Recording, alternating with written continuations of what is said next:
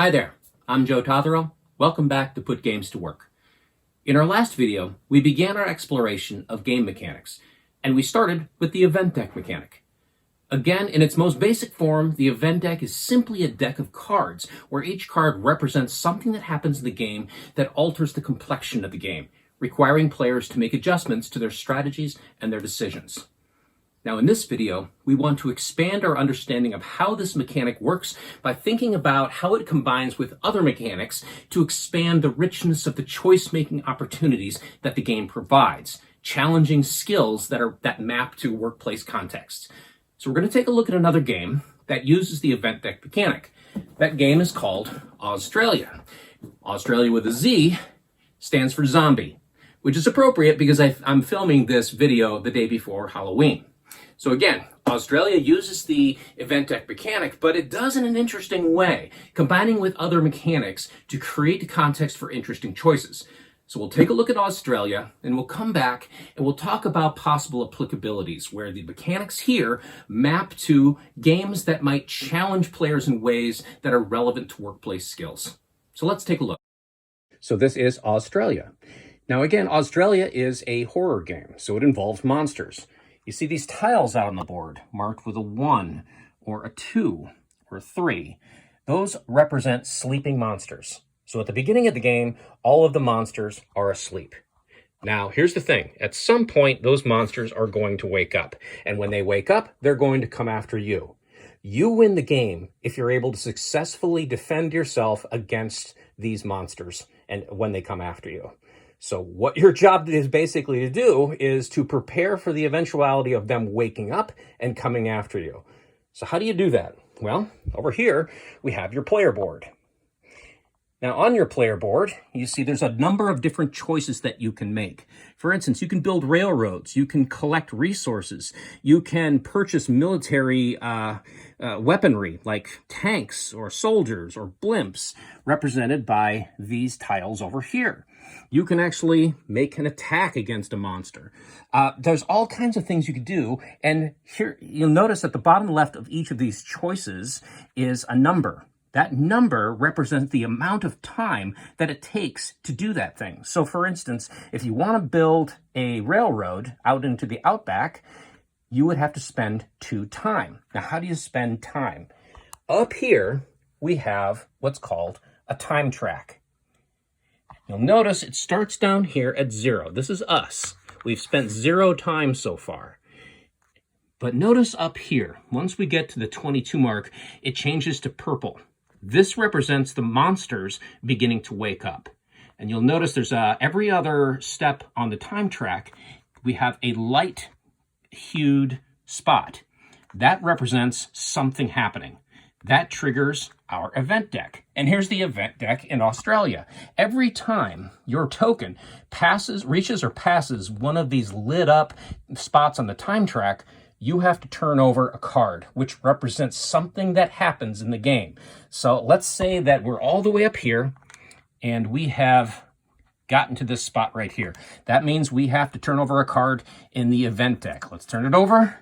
Oh, thank goodness, nothing happened. It was just a kangaroo. But eventually, we're going to be going past that and we will trigger another card in the deck. Oh, goodness, this time it is a monster.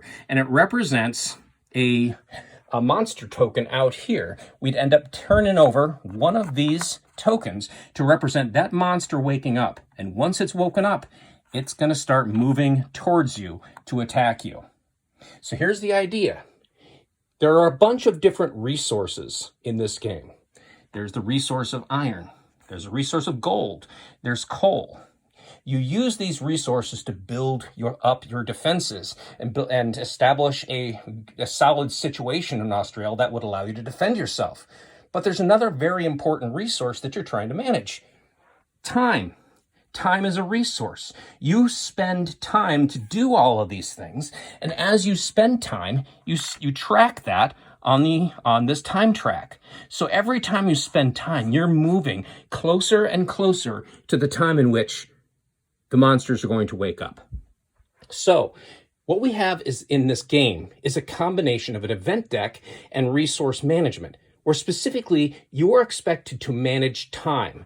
You have to spend your time wisely, because every time you spend time, you're moving closer and closer and closer to when the monsters wake up, triggering the event deck to start turning over cards, where really bad things happen that you have to defend yourself against.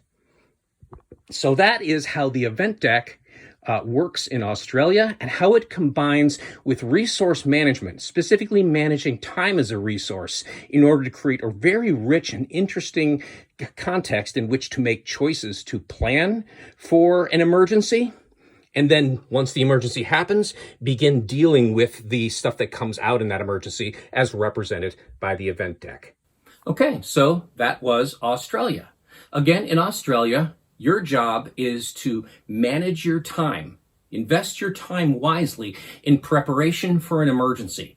And that emergency in this particular case is represented by a deck of cards, the event deck, which represent monsters waking up and beginning to come after you.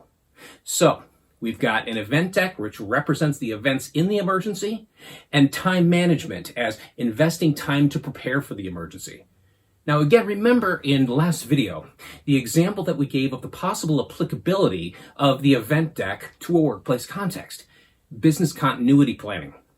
Now in that example, we use the event deck as a way to practice responding to the chaotic events that might happen in an emergency, a local, national, or global emergency.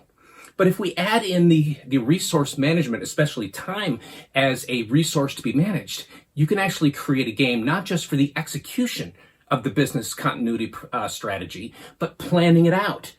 What happens in response to planning out the emergency and then executing in the emergency?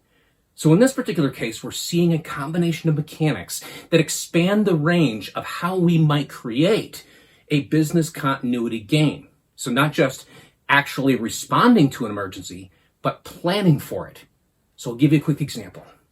So let's say we're at the 0 spot on our business continuity game, and we are alerted that we've got a local emergency, let's say 50-mile radius. Something has happened, and we have a certain amount of time for us to begin the execution of our business continuity plan before the event deck kicks in and things start to happen, which throw things into chaos. So that's an example of how you combine mechanics like resource management and the event deck to create rich choice-making opportunities. In this case, planning for and then executing a business continuity strategy. So I hope that represents how these mechanics begin to combine together to create interesting contexts to make really interesting skill-based choices. Now, I want to make one last point before we're done for this video. We've seen several games now that make use of the event deck mechanic.